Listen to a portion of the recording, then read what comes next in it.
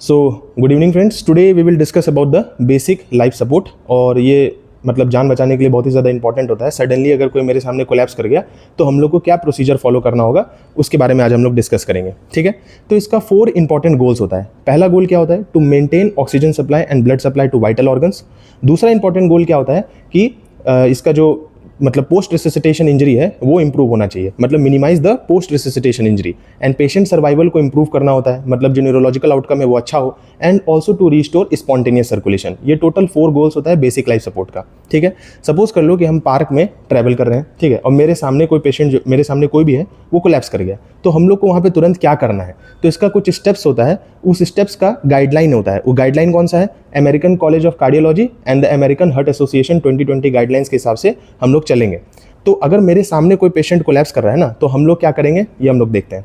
पहला स्टेप में verify scene safety, मतलब अगर पेशेंट मेरे सामने गिरा है तो वो क्यों गिरा है, कहीं तुम्हारे फ्लोर में कुछ स्लिपेज तो नहीं है, तो हम भी उसको गए बचाने के लिए तो हम भी गिर जाएंगे। तो सबसे पहले हम लोग क्या करेंगे? वेरीफाई करेंगे कि सीन सेफ्टी है कि नहीं। तो verify scene safety is the first step. Second step क्या होगा कि हम लोग पेशेंट के पास जाएंगे एंड चेक रिस्पॉन्सिवनेस चेक करेंगे। चेक रिस्पॉन्सिवनेस कैसे चेक करेंगे? हम लोग जेंटली नहीं, हम लोग थोड़ा हार्ड टैप करेंगे।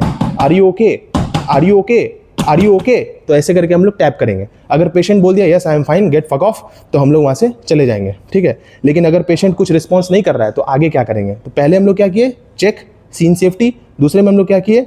Check responsiveness, are you okay करके टैप किए। थर्ड स्टेप में हम लोग क्या करेंगे? थर्ड स्टेप में हम लोग कॉल फॉर द इमरजेंसी, मतलब इमरजेंसी कॉल हम लोग करेंगे। तो जैसे कि अमेरिका में 911 होता है और इंडिया में 108 होता है, तो वो हम लोग कॉल करेंगे एंड कॉल फॉर हेल्प। हम लोग चिल्लाएंगे बचाओ बचाओ, ठीक है ना, तो हेल्प करने के लिए आएगा, इमरजेंसी टीम आएगा। तो ये पहला 3 स्टेप हुआ। फिर उसके बाद हम लोग को क्या करना है? हम लोग को पल्स और ब्रीदिंग को साइमल्टेनियसली चेक करना है। पल्स हमेशा सेंट्रल पल्स को चेक किया जाएगा। सेंट्रल पल्स कौन सा होता है? Carotid pulse. तो हम लोग 2 फिंगर से कैरोटिड पल्स को चेक करेंगे। कैरोटिड पल्स को चेक करेंगे और साइमल्टेनियसली हम लोग ब्रीदिंग भी चेक करेंगे। कैरोटिड पल्स चेक करेंगे और साइमल्टेनियसली हम लोग ब्रीदिंग भी चेक करेंगे। अब पल्स हम लोग को कितना देर चेक करना होता है? ऐसे तो नहीं कि हाथ लगा दिए पल्स नहीं आया तो इसका मतलब हम लोग ये बोल दिए कि इसको पल्स नहीं आ रहा है। पल्स हम लोग टोटल 10 सेकंड्स के लिए चेक करेंगे। 10 सेकंड्स में तुमको पल्स आना चाहिए। ठीक है, तो इससे 3 सिनेरियो निकल के आता है। हम लोग पल्स और ब्रीदिंग साइमल्टेनियसली चेक कर रहे हैं, इससे 3 सिनेरियो निकल के आएगा। पहला सिनेरियो क्या होगा कि पल्स और ब्रीदिंग जो है वो फाइन है, मतलब पल्स फेल्ट है एंड ब्रीदिंग जो है वो नॉर्मल है। तो हम लोग क्या करेंगे? अगर ये दोनों ठीक है तो हम लोग पेशेंट का पल्स और ब्रीदिंग को हर 2 मिनट पे चेक करेंगे जब तक इमरजेंसी टीम नहीं आ जाता। ठीक है, हम लोग हर 2 मिनट पे चेक करेंगे। दूसरा सिनेरियो क्या हो सकता है कि पल्स जो है वो मिल रहा है लेकिन ब्रीदिंग जो है वो एबनॉर्मल है, गैस्पिंग ब्रीदिंग, ऐसे ऐसे करके सांस ले रहा है, गैस्पिंग ब्रीदिंग है, लेबर्ड ब्रीदिंग है। ठीक है ना, तो हम लोग पल्स मिल रहा है लेकिन ब्रीदिंग जो है वो पुअर है, एबनॉर्मल ब्रीदिंग है। तो हम लोग क्या करेंगे? तो हम लोग यहाँ पे बैग एंड मास्क वेंटिलेशन, अगर तुम्हारे पास एक आईसीयू में ऐसा कोई पेशेंट बिगड़ गया है तो हम लोग बैग एंड मास्क वेंटिलेशन करेंगे। जैसे कि ये क्या है? एम्ब्यू बैग है, इससे एक मास्क हम लोग जोड़ देंगे और यहाँ पे हम लोग इसका मास्क लगा देंगे और बैग एंड मास्क वेंटिलेशन करेंगे। तो कितना ब्रीथ देना है? जैसे कि देखो 1 ब्रीथ, देन 6 सेकंड्स तक हम लोग को काउंट करना है। 1 2 3 4 5 6, फिर एक और ब्रीथ, फिर 1 2 3 4 5 6, फिर एक ब्रीथ। तो इसका मतलब क्या हुआ? 1 ब्रीथ इन एवरी 6 सेकंड। तो टोटल 10 ब्रीथ हम लोग को देना है 1 मिनट में। ठीक है, लेकिन अगर पार्क में मेरे सामने कोई हो गया, कोलैप्स कर गया, तो हम लोग बैग एंड मास्क वेंटिलेशन कहाँ से लाएंगे उस समय? तो हम लोग माउथ टू माउथ ब्रीदिंग देंगे। माउथ टू माउथ ब्रीदिंग देने का क्या प्रोसीजर होता है कि चिन को हम लोग को लिफ्ट अप करना है, नोज को हम लोग को क्लोज करना है, इसको थोड़ा सा नीचे की तरफ पुल करना है and then mouth to mouth breathing देना है। चिन को लिफ्ट करना है, नोज को क्लोज करना है, माउथ टू माउथ ब्रीदिंग देना है। But according to ACC and AHA guidelines जो है माउथ टू माउथ ब्रीदिंग नहीं देने के लिए बोलता है, because of corona and many other infectious disease. Okay, तो हम लोग माउथ टू माउथ ब्रीदिंग देते नहीं है। तो ये हम लोग क्या किए? इसका ब्रीदिंग दे दिए। फिर उसके बाद हम लोग को CPR फॉलो करना है। देखो CPR जो हम लोग फॉलो करते हैं ना, वो 2 तरह से हम लोग फॉलो करते हैं। पहला स्टेप में विदाउट एडवांस्ड वेंटिलेशन एंड दूसरे स्टेप में होता है विथ एडवांस्ड वेंटिलेशन। देखो विदाउट एडवांस्ड एयरवे का मतलब क्या हुआ? हम लोग या तो बैग एंड मास्क वेंटिलेशन का यूज कर रहे हैं या नहीं तो हम लोग माउथ टू माउथ ब्रीदिंग दे रहे हैं विदाउट एडवांस्ड एयरवे। तो हम लोग CPR कैसे देंगे? 30:2 के रेशियो में देंगे। मतलब क्या हुआ कि हम लोग 30 कंप्रेशन करेंगे। 30 कंप्रेशन से CPR का फुल फॉर्म क्या होता है? Cardio pulmonary resuscitation. और CPR हम लोग कहाँ देते हैं? CPR जैसे कि ये देखो, ये स्टर्नम है हम लोग का, अब ये अपर 1/3, मिडिल 1/3, लोअर 1/3। तो लोअर 1/3 पे हम लोग क्या देंगे? कार्डियो पल्मोनरी रिससिटेशन, मतलब कि CPR जो है वो हम लोग देंगे, जिसका डेप्थ जो है वो 2.2 to 2.5 इंचेस का होना चाहिए। दैट इज 5 to 6 सेंटीमीटर का उसका डेप्थ होना चाहिए। और हमेशा हम लोग CPR कैसे देते हैं? देखो मान लो कि हम मेरा डोमिनेंट हैंड राइट हैंड है और मेरा non dominant hand left hand है, तो हम लोग इस तरह से इसको कैप्चर करेंगे। ठीक है, और इसके मदद से ये जो है ना हम लोग का चिन, इसके मदद से हम लोग क्या करेंगे? इसको प्रेस करेंगे। और हमेशा एल्बो ऐसे हम लोग को नहीं करना है, मतलब एल्बो जो है वो हम लोग को बेंड नहीं करना है, हम लोग को अपने शोल्डर की मदद से इसको प्रेस करना है। तो अभी हम प्रेस नहीं कर पाएंगे क्योंकि मेरा जॉइंट स्टिफ है फ्रैक्चर की वजह से, तो मुदस्सिर जो है वो आपको करके दिखाएंगे। लेकिन पहले आपको प्रोसीजर बता देते हैं कि सीपीआर देना कैसे होता है। लोअर 1/3 में डेप्थ 2 to 2.5 इंचेस होना चाहिए, इसके मदद से हम लोग को सीपीआर देना है। और हम लोग को बेंड नहीं करना है, ये एल्बो बेंड नहीं करना है, शोल्डर की मदद से सीपीआर देना है, ठीक है ना। तो शोल्डर की मदद से हम लोग को सीपीआर देना है, ठीक है। बेड पे अगर दे रहे हैं तो नी को हम लोग को ऊपर प्लेस करना है इस तरह से, और ऐसे सीपीआर देना है, ठीक है। इस तरह से सीपीआर देना है। मेरा इस हैंड को अभी हम लोग काम में नहीं ले रहे हैं क्योंकि ये स्टिफ है थोड़ा, मुदस्सिर आपको करके दिखाएगा। तो ये हो गया सीपीआर का टेक्निक विदाउट एडवांस्ड एयरवे, ठीक है ना। एक होता है with advanced airway. With advanced airway का मतलब कि हम लोग इंडोट्रेकियल ट्यूब जो है वो पेशेंट में डाल दिए, या तो लैरिंजियल मास्क एयरवे जो है वो हम लोग पेशेंट में डाल दिए, तो ये एडवांस्ड एयरवे है। एडवांस्ड एयरवे में हम लोग को क्या करना होता है, सीपीआर देना है continuously 100 to 120 times per minute तक देना है। ब्रीदिंग करने के लिए उसको रोकना नहीं है।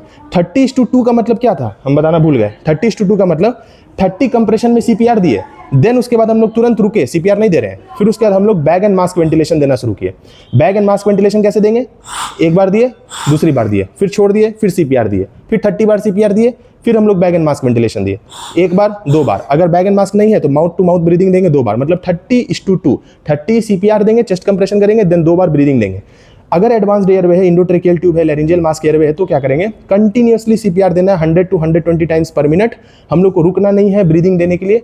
फिर उसके बाद हम लोग को ब्रीदिंग उसको देना है, मतलब 1 ब्रीद पर 6 सेकंड एंड 10 ब्रीद पर मिनट करके हम लोग को उसको ब्रीदिंग देना है।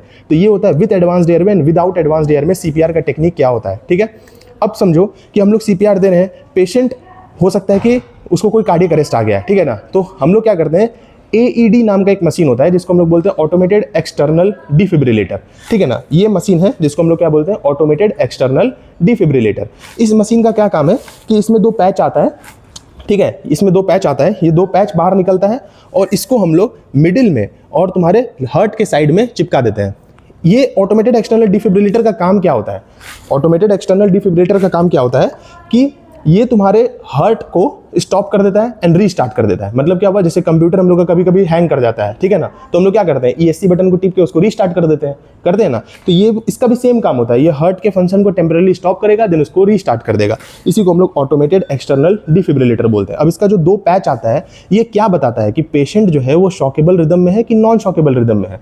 शॉकेबल रिदम का मतलब क्या होगा, ventricular fibrillation and pulseless ventricular tachycardia. अगर इसमें है तो दूर हट जाओ पेशेंट से, ये 2 जो है इलेक्ट्रिक शॉक जो होगा वो हम लोग यहाँ पे पेशेंट को देंगे, ठीक है ना। मतलब ये पैच एक अटैच होता है, ठीक है। अगर पेशेंट, ये AED मशीन खुद बता देगा कि पेशेंट जो है वो वेंट्रिकुलर फिब्रिलेशन में है या पल्सलेस वेंट्रिकुलर टैकीकार्डिया में है। अगर पेशेंट शॉकेबल रिदम में है, मतलब शॉक देना होगा, तो ये क्या करेगा, झट से एक शॉक देगा। शॉक देने के बाद क्या होगा कि एक शॉक लग गया, फिर हम लोग को 2 मिनट तक क्या करना है, सीपीआर को कंटिन्यू करना है एंड देन रीचेक करना है। शॉक दिया, 2 मिनट तक सीपीआर देंगे, फिर कंटिन्यू, फिर हम लोग पल्स चेक करेंगे। शॉक दिया, 2 मिनट तक सीपीआर देंगे, फिर पल्स चेक करेंगे। ये किस में करेंगे, शॉकेबल रिदम के केस में, जो कि AED बता देगा। लेकिन नॉन शॉकेबल रिदम है, मतलब कि ए सिस्टोल है, ECG में तुमको फ्लैट लाइन दिख रहा है, या पल्सलेस इलेक्ट्रिकल एक्टिविटी का केस है, तो इसमें शॉक नहीं दिया जाता। AED बता देगा कि ये नॉन शॉकेबल है, इसमें हम शॉक नहीं देंगे। तो तुम क्या करो, तुरंत सीपीआर जो है उसको कंटिन्यू करो 2 मिनट के लिए एंड देन उसके बाद रीचेक करो पल्स को। ये काम हम लोग को करना है, ठीक है। कभी कभी क्या होता है कि ये हम लोग कर रहे होते हैं तो पेशेंट का होता है कि हिस्ट्री से पता चलता है, उसका जो रिलेटिव्स होता है वो बताता है कि ये ड्रग्स बहुत लेता था, हो सकता है मॉर्फिन, हीरोइन, कोकेन, ये सब लेता था। ये सब क्या है, ओपियोइड्स है, ठीक है ना। ये सब क्या है, ओपियोइड्स है। तो ओपियोइड ओवरडोज की वजह से हम लोग नैलेक्सोन, अगर हम लोग के पास है तो नैलेक्सोन भी हम लोग तुरंत दे सकते हैं, जो कि ओपियोइड रिसेप्टर एनालॉग होता है, मतलब एंटागोनिस्ट होता है, सॉरी, ओपियोइड रिसेप्टर एंटागोनिस्ट होता है। वो उसके रिसेप्टर को ब्लॉक कर देगा, जिसकी वजह से पिन पॉइंट पिपिल नहीं होगा, ड्राउजीनेस नहीं होगा, स्लो ब्रीदिंग नहीं होगा। तो अगर नैलेक्सोन है तो वो भी हम लोग दे सकते हैं। तो इसका टोटल पाथवे क्या हुआ, सबसे पहले हम लोग क्या किए, activation of emergency response, then उसके बाद high quality CPR. High quality CPR मतलब 100 to 120